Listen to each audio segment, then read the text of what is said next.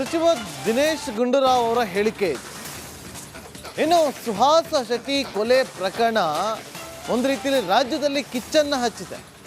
BJP ರಾಜ್ಯವ್ಯಾಪಿ ಪ್ರತಿಭಟನೆಗೆ ಕರೆ ಕೊಟ್ಟಿದೆ. ಆಕ್ರೋಶವನ್ನ ಹೊರ ಹಾಕ್ತಾ ಇದೆ. ಬಿಜೆಪಿಯಿಂದ ಹೋರಾಟವನ್ನ ಮಾಡೋದಕ್ಕೆ ಸಿದ್ಧವಾಗ್ತಾ ಇದೆ. ಇವತ್ತು ಬಿಜೆಪಿಯಿಂದ ರಾಜ್ಯವ್ಯಾಪಿ ಹೋರಾಟಕ್ಕೆ ಕರೆಯನ್ನ ಕೊಡಲಾಗಿದೆ. ಬೆಂಗಳೂರಲ್ಲಿ ಬಿಜೆಪಿ ರಾಜ್ಯಾಧ್ಯಕ್ಷ ಬಿ.ವೈ. ವಿಜೇಂದ್ರ ಅವರು ಈ ಬಗ್ಗೆ ಹೇಳಿಕೆಯನ್ನ ಕೊಟ್ಟಿದ್ದಾರೆ. ಅಷ್ಟೇ ಅಲ್ಲದೆ ಕಾಂಗ್ರೆಸ್ ಸರ್ಕಾರದ ವಿರುದ್ಧ ಕಿಡಿಕಾರಿದ್ದಾರೆ. ಸರ್ಕಾರದ ಮೃದು ಧೋರಣೆಯಿಂದ ದೇಶದ್ರೋಹಿಗಳಿಗೆ ಶಕ್ತಿ ತುಂಬಲಾಗ್ತಾ ಇದೆ.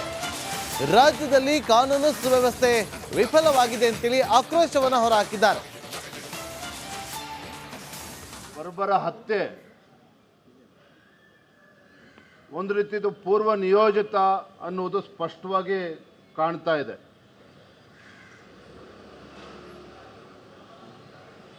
ಕಾಶ್ಮೀರದಲ್ಲೇನು ಹಿಂದೂಗಳ ಒಂದು ಮಾರಣ ಹೋಮ ಆಯಿತು. ಇದನ್ನೂ ಕೂಡ ರಾಜ್ಯದ ಜನ, ದೇಶದ ಜನ ಮರ್ತಿಲ್ಲ. ಇದರ ನಡುವೆನೇ ರಾಜ್ಯದ ಜನ ಅದನ್ನು ಮರೆಯುವ ಮುಂಚಿತವಾಗಿಯೇ ಈ ರೀತಿ ಒಂದು ಹಿಂದೂ ಕಾರ್ಯಕರ್ತನ ಬರ್ಬರ ಹತ್ಯೆ ಆಗಿರ್ತಕ್ಕಂಥದ್ದು ಖಂಡನೀಯ.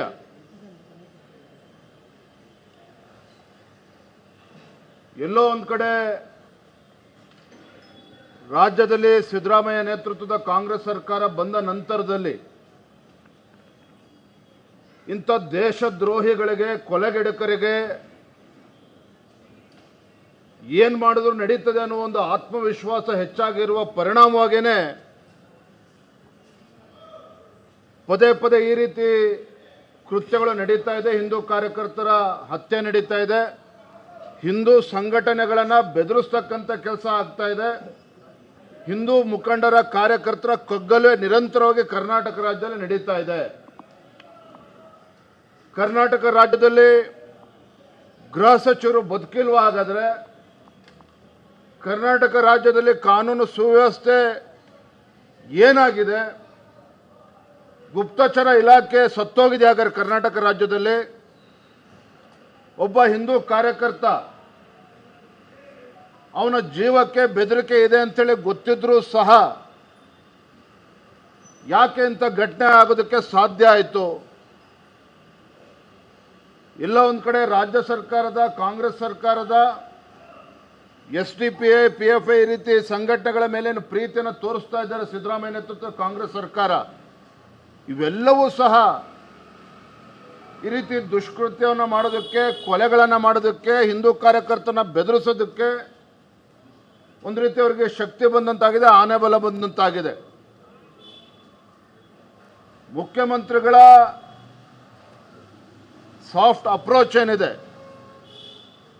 ಯಾರು ಏನು ಬೇಕಾದರೂ ಮಾಡ್ಬೋದು ಅನ್ನುವ ಒಂದು ಅತಿಯಾದಂಥ ವಿಶ್ವಾಸನೇ ಇವತ್ತು ನಮ್ಮ ಸುಹಾಸ್ ಕೊಲೆಗೂ ಕೂಡ ಇವತ್ತು ಕಾರಣ ಆಗಿದೆ.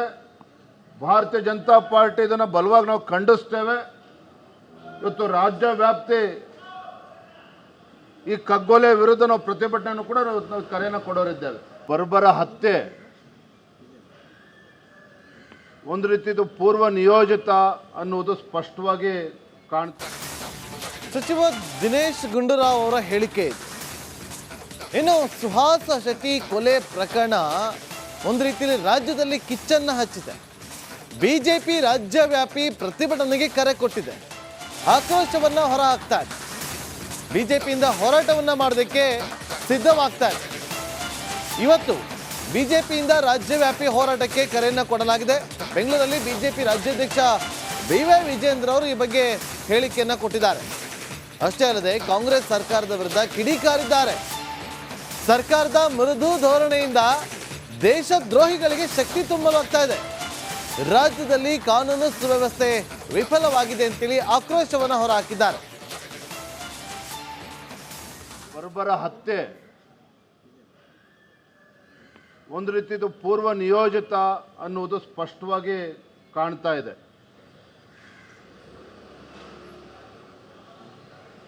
ಕಾಶ್ಮೀರದಲ್ಲೇನು ಹಿಂದೂಗಳ ಒಂದು ಮಾರಣ ಹೋಮ ಆಯಿತು.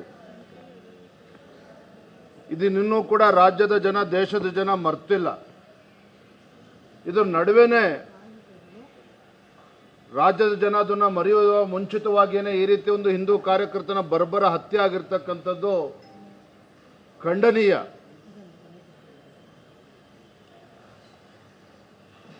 ಎಲ್ಲೋ ಒಂದು ಕಡೆ ರಾಜ್ಯದಲ್ಲಿ ಸಿದ್ದರಾಮಯ್ಯ ನೇತೃತ್ವದ ಕಾಂಗ್ರೆಸ್ ಸರ್ಕಾರ ಬಂದ ನಂತರದಲ್ಲಿ ಇಂಥ ದೇಶದ್ರೋಹಿಗಳಿಗೆ, ಕೊಲೆಗಡಕರಿಗೆ ಏನು ಮಾಡಿದ್ರು ನಡೀತದೆ ಅನ್ನೋ ಒಂದು ಆತ್ಮವಿಶ್ವಾಸ ಹೆಚ್ಚಾಗಿರುವ ಪರಿಣಾಮವಾಗಿಯೇ ಪದೇ ಪದೇ ಈ ರೀತಿ ಕೃತ್ಯಗಳು ನಡೀತಾ ಇದೆ. ಹಿಂದೂ ಕಾರ್ಯಕರ್ತರ ಹತ್ಯೆ ನಡೀತಾ ಇದೆ.